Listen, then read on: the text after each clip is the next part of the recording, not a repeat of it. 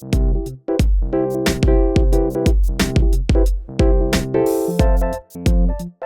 you interested in curating the most amazing board game collection ever? Well, I think you've come to the right place, because in this video series, I'm counting down my top 50 board games of all time that will never ever leave my collection. Hi, my name's Danny. I'm from Australia. Come and join me for this journey, and don't forget to subscribe for more wholesome modern board game content. Let's get started.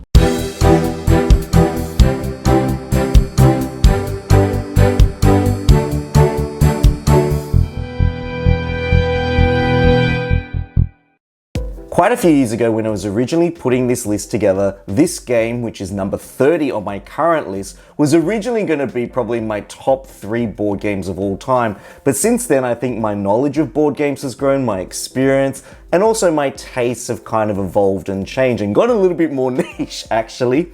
This is a game that has you going round and round, kind of like Monopoly, but with a little bit more strategy. You're going to be visiting different properties, and then from those properties, you're going to gain little effects and bonuses to help you create a hand of cards that will allow you to cash in for money and progression at the end of the Great Western Trail. This is the second edition. I sold my first edition because I think I wanted this new, more colorful edition, and this is the first game in the trilogy of Great Western Trail games. What I really like about Great Western Trail is at the beginning of the game, there are only minimal amounts of buildings on the trail, and you'll be circuiting the trail around and around as many times as you kind of do it, because the more quickly you kind of move around the trail, the more you can cash those cows and cattle carts from your hand more efficiently. And so throughout the game, you get to decide the pace. Do you stop at every stop along the way, or do you skip a few stops and try and get to the end of the trail? And so essentially what you're trying to do is you're trying to cull and create a hand of high quality, high grade cattle cards that you can use at the end of the trail, because the higher the grade of the cattle, the further your train is able to move along this track. And there are these little shields where you can place little discs to gain bonuses, and your action board actually has multiple rows where you can invest in different types of workers. There's builders that kind of help you to build property on the map. And then you've got conductors that kind of help you move your train more efficiently. And you've also got cowboys that help you to acquire more cattle at the cattle market. And so you're not only managing your hand of cards, you're pacing yourself as you're trying to plot along, and other players are also putting their properties on the tracks, and you often have to kind of decide which trail you're going to go down. So if you've ever played the game of life, that kind of track mechanism where you're trying to decide which pathway you want to take that best works for your strategy is something that is really well explored in this game. And I just love the satisfaction of getting to the end of the trail and being able to see how your herd of cattle can really allow you to gain a lot of these bonuses as you push your locomotive around the edge of the board. And I love the tempo of the game. It feels fast at the beginning, but then as more properties kind of plop out onto the field, you're trying to navigate what are the best places to put your property so that you can exploit their bonuses. Number 29 on my list is a reincarnation of another game that I thought was really, really good, that I thought was going to stay in my collection forever, but I think I've decided now, since this version has come along, that the other version has probably got to go in the sell pile. This is a game where I think the second version of it has really raised the bar, has kind of filled in the design space of what makes the original game good, but pushes the envelope to make it more accessible, easier to learn, and increases the fun factor by 5-fold. It is a game where you're building your own civilization. It's called Empires of the North, Imperial Settlers. I have the original Imperial Settlers game, and the thing I really liked about that game was that you kind of create these 3 rows of cards with different actions. You got production row and you got feature rows, and then you basically draw cards from a common deck and also cards from a deck specific to your clan. You then try and build these cards and build an engine where you can either produce food or you can produce raid tokens. and then you're basically creating this civilization that helps you to earn a certain number of victory points. I loved that mechanism. I love the idea of building a very unique tableau, but infusing the flavor of your own culture into your civilization. So if you were the Egyptians, you were able to gain gold, and the gold could represent, it was kind of like a wild resource which you could use to substitute for other tokens. I just loved seeing the spread of different buildings in front of you. And so I thought, Imperial Settlers will never leave my collection. But then Imperial Settlers Empires of the North came along, and this really actually sat on my shelf for a very long time. And when I say very long time, I'm talking 3 years. Until last year, where I actually decided to get out. And you know what? I was like, I don't think I'm going to try Imperial Settlers Empires of the North and not play my original base game, which I've played so much. And after I played a couple of games of this, I was like, you know what? I'm saying goodbye to the old version. This version is taking its place. What I like about Empires of the North is that basically some of the changes are, you've got your little clan decks, and those decks are already pre-made. So you basically choose your clan and play them. You use their particular playstyle, the asymmetric bonus cards that are infused into the deck. I think there's a deck that's all about sailing and going off to the short distant islands and the long distant islands. We can pillage the islands for extra ongoing action effects. Or there's like a clan which is all about generating an economy.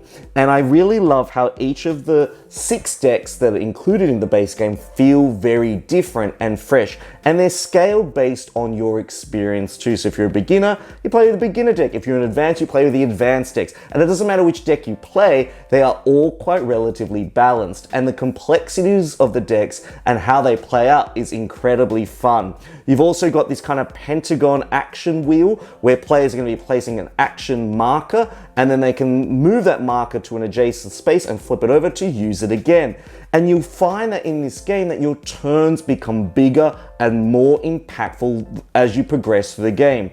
And so you're trying to reach this threshold of a certain number of points. And then as you're playing this game, you're just like, bang, wow, I've got this huge turn. And then my next turn is a huge turn, and you can tap all the cards, and then you basically put all the cards in your deck out onto the table, and you're creating this mega civilization engine. And this takes the original game and literally puts into turbo mode. Now, this beautiful bench that you see in a lot of my videos was actually crafted by my hubby.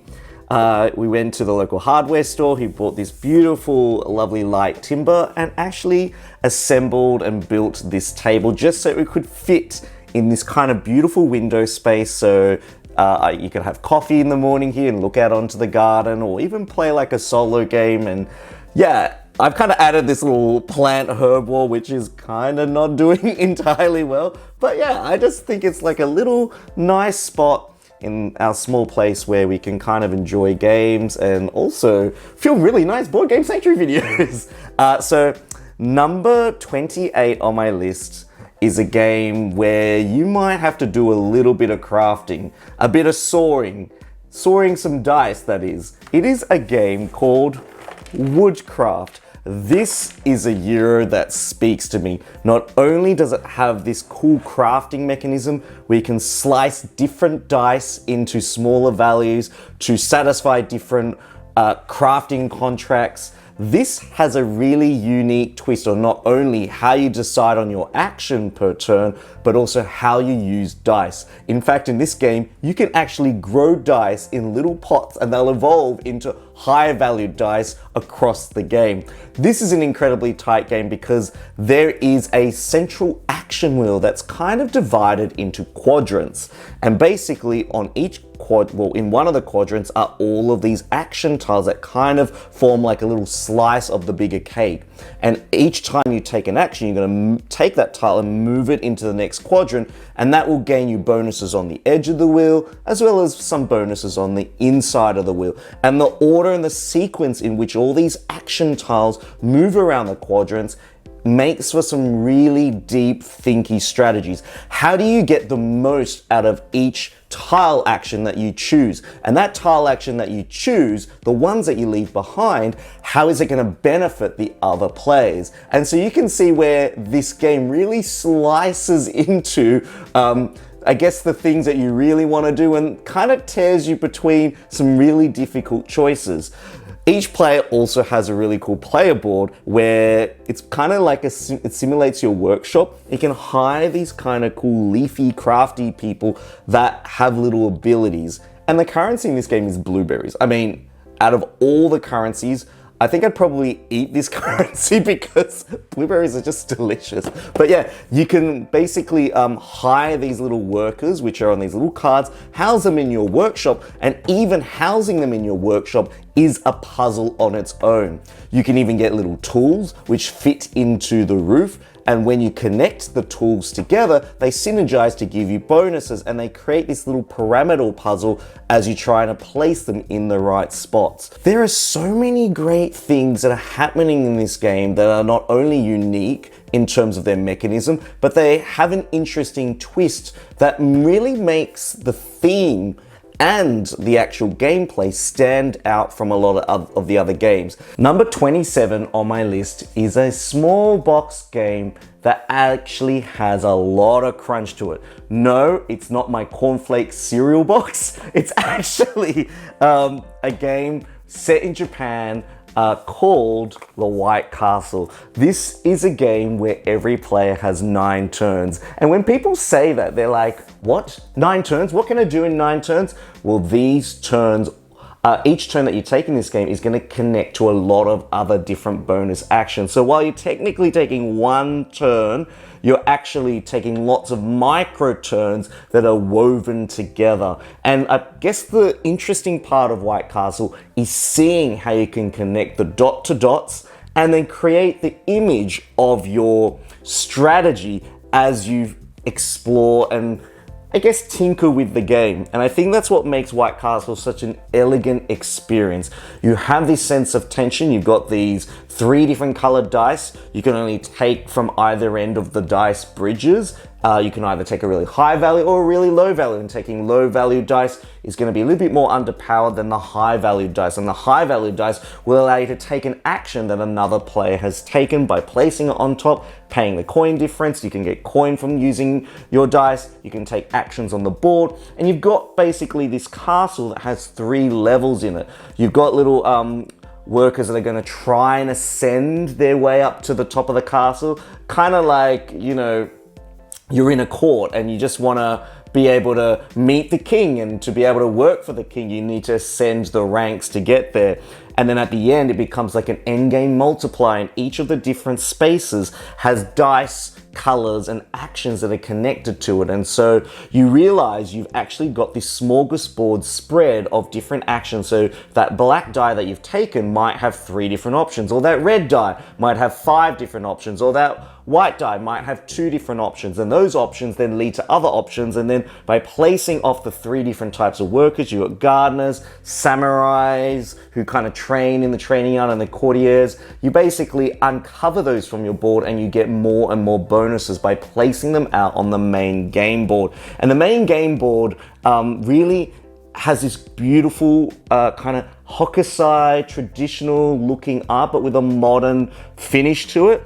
And I just think that the card combos that kind of are laid out on your board, but also the fact that you can rest or exhaust those cards and tuck them in to create like a chain effect of getting all these bonuses then which help you to spend them on other things, makes White Castle an incredibly strategic Euro and thinky experience. And whilst I normally consider myself to always be a Euro gamer and love all my midweight Euros with lots of tracks and conversions to victory points, there's always a space in my heart, but also in my board game collection, for really accessible family games. And I'm often really impressed when I see a family game that's really easy to teach, easy to table, but also has a lot of depth of strategy. And when you see people for the first time discover how modern board games can really evoke a breadth of options, it really brings a joy to my heart, because I'm like, yes, now you know why I love board games. This is probably one of my favorite family games of all time, because not only does it have this amazing table presence, it has I think it's probably the best at what it does in its genre. So if you like polyomino games, this is probably my favorite of the polyomino genre. It is called Lamaland. It's by Phil Walker Harding, resident Aussie. Got to support the Aussie designers. But the thing I like about Lamaland is we're basically placing pentomino tiles by either connecting them to the edge of your Lamaland, or you're placing them on top of pre-existing tiles that you've already placed out. When you connect them to the edge of the tile, you're expanding Lamaland, which will also give you a chance to decide what scoring conditions you want to vie for, and if you can fulfill them by the end of the game, you'll get those points. Most of the time, however, in the game is you'll be trying to place your pentomino tiles on top of the other tiles, and each of the pentomino tiles has different symbols which represents the different resources. You've got corn, coca, potato, and basically what you're doing is every time you cover one of those icons, you get that resource. However, the resource is limited, and whenever you have, I think, a certain number of each type of resource, you can trade it in for a llama card, which has a very high value point, and slowly throughout the game, the piles of llama cards will dwindle from highest to lowest. And you might be asking, well, why would I want the llama cards? That's because they'll give you the victory points, but it comes with a little catch. And that is you've got to place one of these little llama meeples, I guess you could call them. And you have to place them in an empty field on your Lamaland. Why is that a problem? Well, this is because this placement of a llama limits how you're going to be able to place future tiles. By placing a llama in that spot, it means you might not be able to place the next tile over the tiles that you've already placed, because you can kind of create these really cool terraces that kind of stack up. And so throughout the game, you're collecting these llamas, but then you've got to expand your island. And when you expand your island, you're kind of expanding on the lowest level, and then you're placing more tiles. And as you get more tiles, you get more resources, and you've got to place these little llamas out. And the placement of the llamas also helps you with endgame scoring. There's certain objectives that give you points based on where the llama's positioned and on what level they're positioned. And then you've also got these little coins that you can get in the game, which kind of act as wild resources. And also there's little temple spaces which you can acquire some cool workers that allow you to break some of the game's rules. They might be able to convert corn into coca, or one potato into like another type of resource. And this gives you a little bit more flexibility, a little bit more room to grow and to breed your llama herd. And by the end of the game, you step back and you're like, oh my goodness, look how unique my Lamaland looks. Number 25 on my list is a game that I walked past many times when I went to my local game store quite a few years ago. And unfortunately, that game store has since closed down. Sad face. But this was a game where I looked at the theme and I thought, yes, that is a theme I really want to engage in. Then I turned the box around and I was like, I don't know if I really want to spend 2-3 hours, maybe 2-3 days trying to work out how to play this game. And so I avoided it. I didn't think I was ready for this level of Euro, even though it's classed as a middleweight Euro. I just think that it just looked overwhelming, looked and seemed quite abstract, and even the things that I had read about what other people, their experiences with this game were kind of like mixed as well. But then one day I just decided, you know what? I'm ready. And you know, sometimes you just know you're ready. It's like, you know, you're not ready for a Lacerda game yet, but there's that moment or that light bulb moment where it's like, you know what? I've played a lot of midweight games. Now I'm ready for the good stuff, the stuff that lasts the distance. And so this game finally made it into my collection. And upon my first play, I absolutely fell in love with it. It is a game called Teotihuacan.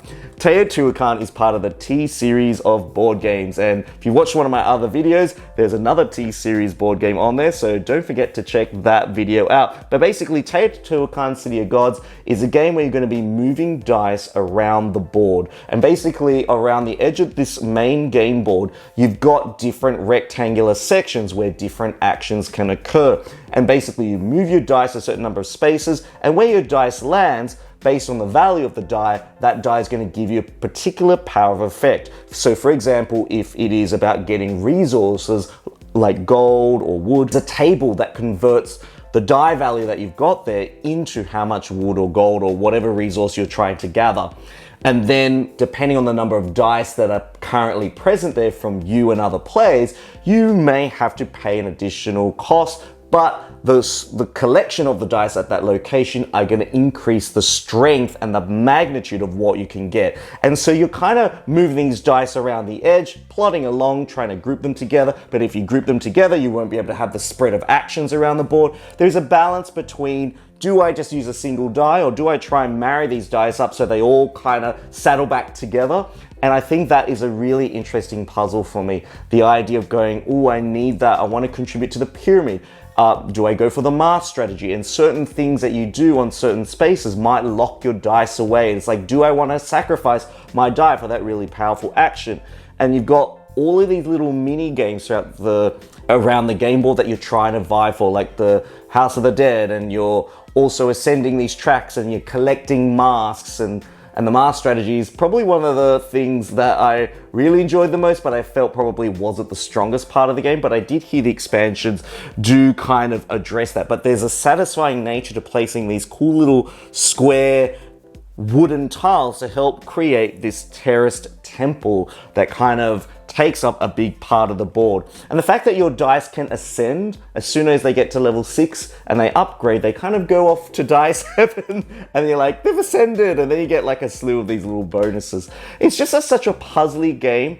I don't always get a chance to play Teotihuacan, but through my several experiences with the game, it definitely has a place in my top 50 because of how uniquely the dice are used, married with the theme, married with the layers of puzzle. Now, if you've been following my channel, you'll know that recently I've gone on a huge deep dive into some of the older Euro games. Ones from the Lamaland, ones that I guess pioneered some of the really cool mechanics that some of the newer board games often borrow and build upon today.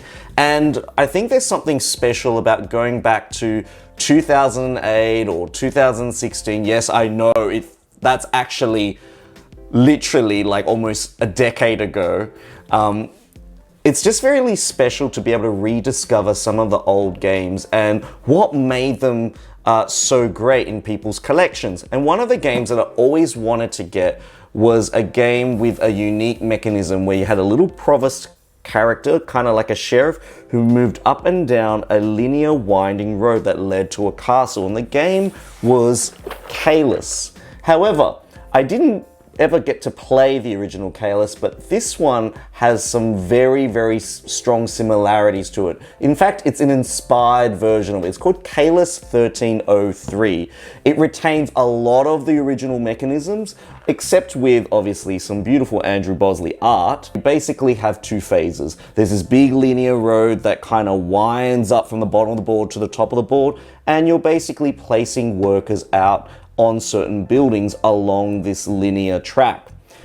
At the end of the round, when everyone's finished deploying their workers, the track then gets activated from bottom all the way to the top. And so you'll resolve it kind of like a program or a code, and you'll basically do everything one at a time, return the workers back to the pool, and activate the actions on the buildings. There is always a caveat with these sorts of games, which I love. The provost that I mentioned is a little sheriff meeple that kind of sits on a horse and moves up and down the track. Throughout the game, you can move it down the track or up the track. Why would you want to move it up and down? Because anything after the position of the provost, any buildings where workers are sitting on them behind it, are not going to be activated. And that creates some interesting tension, because not only are you trying to deploy the workers, you don't want to build too close to the monarch for very clear reasons, because they want to keep a distance from their peasants, obviously us board gamers. It means that there are certain things you may want to do that other players may prevent you from doing. Now, it sounds very mean and take that, which it does have a little bit of spice to it in terms of how that feels, but a lot of the times there's a lot of flexibility for moving it further up or bringing it further back, especially to help balance the strategy out. Number 23 on my list is a game that features a mechanic that I predominantly avoid. In fact, I have a game in my collection that I haven't played for years because the main mechanism is auctioning. And I'm not really always a fan of auctioning games because I'm not really an economist. I like my resources, I like my nature, I like my growth, I like my positive interaction, and auctions just feel really tense and they feel a little bit like impromptu accounting where it's like, I'll put this much and then someone else goes, I'll put that much, and then you feel like, oh, but I really wanted that item, and that feeling of loss as you get blocked out of something that you really want isn't something that I always enjoy. But this game, which uses an auctioning mechanism, is one that I actually was super surprised with, and I think I really changed my mind when I played it like 4 or 5 times since and enjoyed every minute of it. In fact, it's probably one of my favorite higher player count games. And so this is a game where you're going to get a collection of buildings, and as you're placing these buildings out, you're trying to outbid other players who placed a building of a lower numerical value. The game is called Skyrise, where the board game heights are the limits. But basically, Skyrise is a re-envisioning of a game called Metropolis. And Skyrise, you basically have 5 different districts. There's like 4 quadrants and a central shared quadrant where you're basically trying to vie and place your buildings out. Each player has different numbered buildings, and those numbers are going to be your bidding values. And so as a player places their building down, the next player can place their building, but it has to be a higher valued one in the adjacent space. And so you're going to create this weird snaking effect of buildings that go across the board until one player dominates and the other players pass. And that dominating player, wherever their final building gets placed, they acquire a little token that goes onto their board, and all the other players take their buildings back. And why are you doing this? Well, it's vying for all of these different districts. You're getting these tokens because you can kind of collect them all, which will give you a big scoring value for that type of area at the end of the game. You're also trying to fulfill public objectives about where you're placing your buildings. You might be putting them on either side of a bridge or next to a blimp. So all of these other additional scorings are ones that people are going for. You've also got like a private scoring objective where you're trying to go for one particular type of district. And then you've also got these monuments that you can use in the second half of the game where you place them down, they give you one-off big bonus. And that gives you the power not only to win an auction automatically, but give you an additional scoring effect as well. This game has a lot of strategy. You never feel like that what you've lost is something that can't be gained later. And I love how the progression of when you fill up the board, you have these little empty pockets that other players create. They might go, oh, I need that, but then that creates a pocket for the next player who can just place a building of any value, including a small number value, and win it automatically. The geography of this game is particularly cool. And I think when I saw how the game kind of worked and the feeling of like, oh, I really want to vie for that particular district, but I don't want to let the other players know that's the one I want. So you kind of put your bid somewhere else on the board, hoping the other players kind of will lead you in that direction. There's a whole lot of strategic planning that goes in this game that not only makes it feel thematic, but it's very easy to grasp. Number 22 on my list is a location in Europe that I would love to go to one day. I've visited a lot of the main cities in Italy. I've gone to the UK. I've even visited did a whole trip mountaineering all the way through Switzerland. But this is a city that is super organized. And I think one thing I really liked about this next game, which is number 22 on my list, is the fact that this city is super well architected. It kind of is in a time where this city is moving from the old version of itself to its new version. And I've seen beautiful, sky or bird's eye photographs of this city and how symmetrical a lot of the streets and the buildings are. And it's a game called Barcelona. Barcelona is an absolute gem of a board game. It just really sings true to what I love about Euros. What do I like about this thematic Euro? Well, this is a point bonanza Euro. Yes, you're going to get 300 points probably as a minimum by the end of the game, but the amount of, the journey that you take there is particularly fun. You've got 3 different types of citizens, the working class, the middle class, and the upper class, and there's 3 different tracks that you're kind of filling up as you're, drawing these citizen cards from a bag and placing them on intersections and reserving things. And so what you're really doing is, as players are playing these citizen tokens out, you're then able to use those citizen tokens to build different levels of buildings, as you can see represented by this orange eclectic grid of residential buildings. And so you're filling these places in, and the way that you take your actions is that wherever you place your 2 citizen tokens, going across the road or vertical or diagonally up the road, the action tiles that are at the ends of the roads will determine the actions that you'll take for that turn. So you've got to really think about where you're going to put these citizens and what actions are going to line up to that intersection. It might be moving a tram around the board. It might be building a wide road or a narrow road. It might be picking up passengers and then dropping them off. There is a really, really cool synergy in this game that I love, and you've even got the this little track that acts as like a multiplier at the end of the round. And you've even got these little sidewalk board where you can kind of take little tiles and place them on the sidewalk and cover them up to get little bonuses.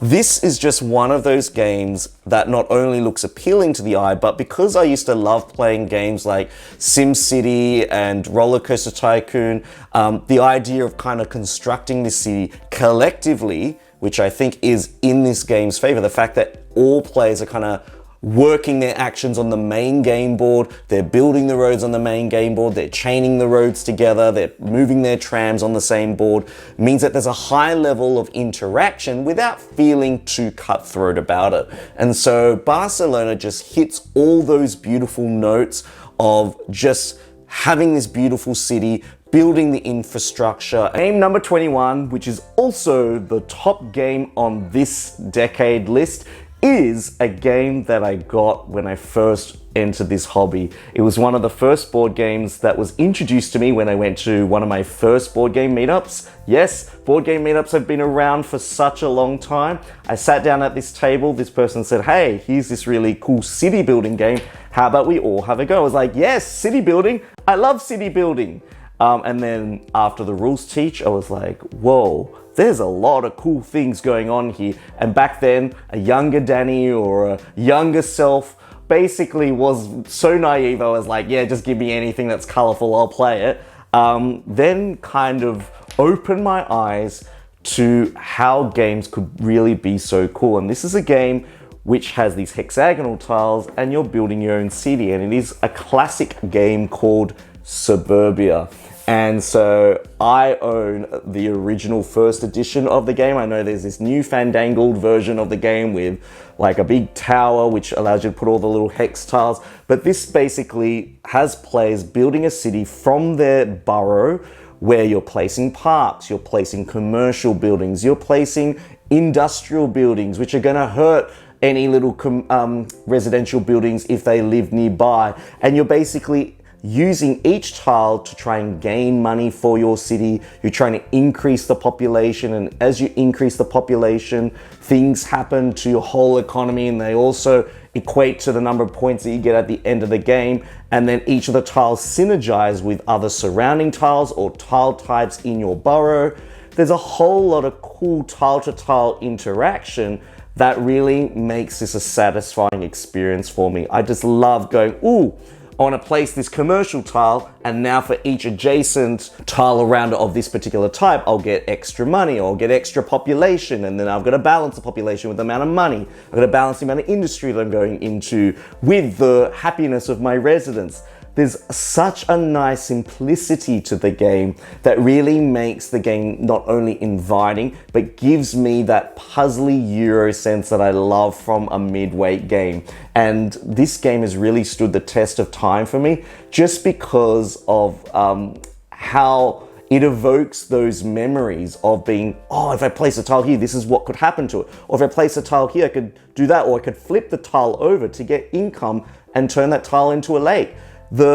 Even the progression of the tiles from the A tiles to the B tiles to the C tiles really makes so that progressive play of where more powerful, more interesting tiles comes out at the later end of the game. And I know a lot of games that were released after Suburbia have often used these same sort of structures and mechanisms, but I love going to these older games that really existed over 10 years ago, that really bring me that joy of like, yes, this is why I love this game. Yes, this is the strategy I really remember using, and just sharing that love with new players just brings a tear to my eye. And so, what did you think of games number 30 all the way to 21?